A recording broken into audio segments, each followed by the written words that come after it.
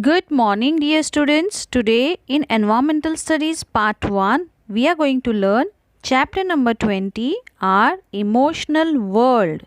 Human nature has many different aspects.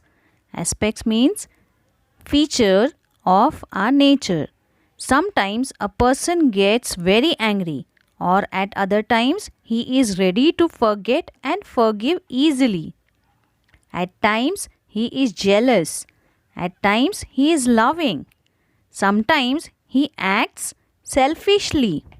But sometimes he is willing to make a sacrifice for others and comes forward to help.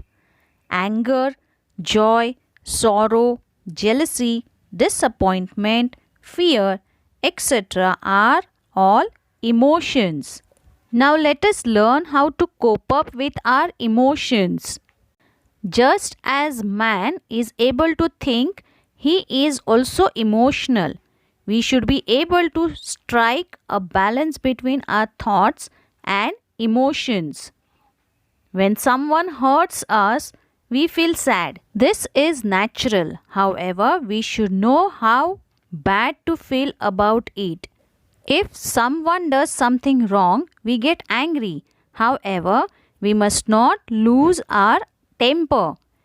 It is natural to desire something. It means when we wish for something and when we don't get that, we get angry. But we must not be greedy for it. If we think properly, we can control our emotions. Emotional adjustment involves coping with your emotions, being able to control them and expressing them in a reasonable manner. When we learn to cope with our emotions, our personality becomes balanced. Our ability to understand others increases and we can overcome adverse conditions. Then we become free from faults such as blaming others unnecessarily, calling them names, and not being able to tolerate their success. We become happy and our ability to relate to others improves. We learn not to be stubborn. Anger is an emotion just like happiness or sadness. All of us get angry about something at some point of time. We get angry if something does not happen according to our wishes or if we are insulted. Similarly, we also get angry if we see someone being ill treated. If we get angry very often or if we cannot control our anger, it can have adverse effects on our body and mind. We become short tempered and stubborn. Our attitude of cooperation and understanding decreases and we hurt others. We face consequences such as headaches, loss of sleep, and dullness. We often heard to say, "My handwriting is beautiful. I am good at maths. I like science," or "I like poetry." This means that people's likes and dislikes and capabilities can be different just as we gradually understand what we can do. We must also understand what we are not able to do.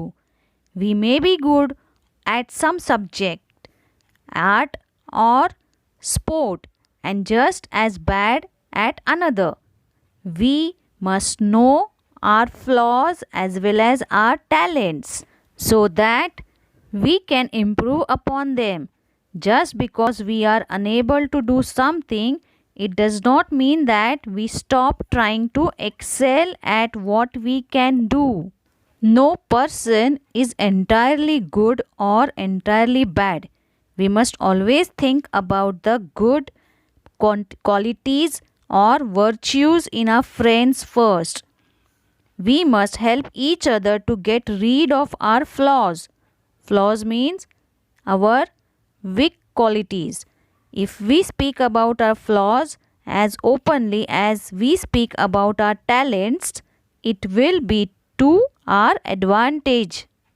Once we know the flaws in our nature, we must try to correct them ourselves. For example, Neha talks the most in her group. Her friends began to avoid her since they never got a chance to speak. Neha realized this. Then she began to watch out how much she spoke.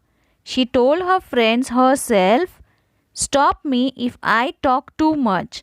Gradually, Neha began to listen to others and brought about a change in her own behavior. Aspects of our nature that bother us and others can be changed. However, we ourselves must try hard to change them.